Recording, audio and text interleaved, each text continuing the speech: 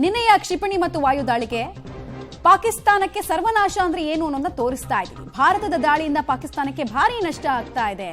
ಪಾಕಿಸ್ತಾನದ check ಪೋಸ್ಟ್ಗಳನ್ನೇ target ಮಾಡಿಕೊಂಡು ಅದನ್ನ ಧ್ವಂಸಗೊಳಿಸೋ ಕೆಲಸವನ್ನ ಭಾರತ ಸೇನೆ ಮಾಡಿದೆ. ಭಾರತವನ್ನ ಕೆಣಕಿ ಒದೆ ತಿನ್ನೋ ಕೆಲಸ ಈಗ ಪಾಕಿಸ್ತಾನದ ಕಡೆಯಿಂದ ಆಗ್ತಾ ಇದೆ.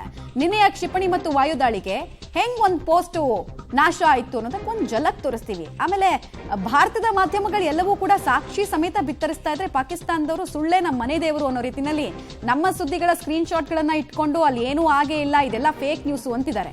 ಸರಿಯಾದ ನ್ಯೂಸ್ ಯಾವ್ದಪ್ಪ ಅಂದ್ರೆ ಅದು ತೋರಿಸ್ತಾ ಇಲ್ಲ. ಈಗ ನಾವು ಮತ್ತೊಂದು ಸುದ್ದಿಯನ್ನ ನಿಮ್ಗೆ ಅದಕ್ಕೆ ಅಂತಾನೆ ವಿತ್ ವಿಡಿಯೋ ತೋರಿಸ್ತಾ ಇದ್ದೀವಿ.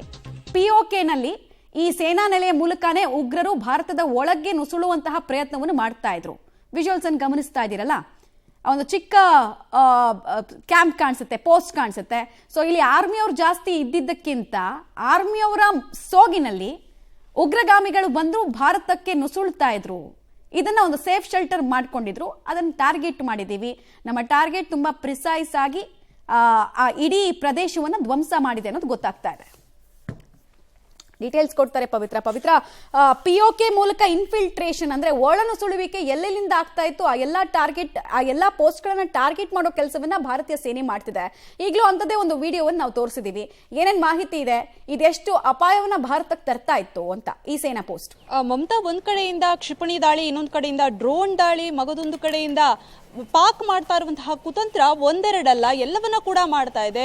ಈಗ ಮೊನ್ನೆ ಕೂಡ ಅದೇ ರೀತಿ ಮಾಡ್ತು. ಒಬ್ಬ ಉಗ್ರನನ್ನ BSF ಹೊಡೆದು ಹಾಕಿದ್ರು, ಆತ POK ದಾಟಿ ಬರುವಂತಹ ಪ್ರಯತ್ನವನ್ನ ಮಾಡ್ತಾ ಇದೆ. ಈಗ ನಿನ್ನೆ ಮಧ್ಯರಾತ್ರಿ ಕೂಡ ಅದೇ ರೀತಿಯ ಘಟನೆಗಳು ನಡೆದಿದೆ.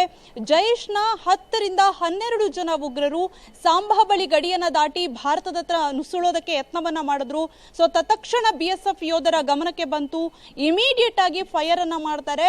7 ರಿಂದ 8 ಜನ ಉಗ್ರರು ಹತರಾಗ್ತಾರೆ.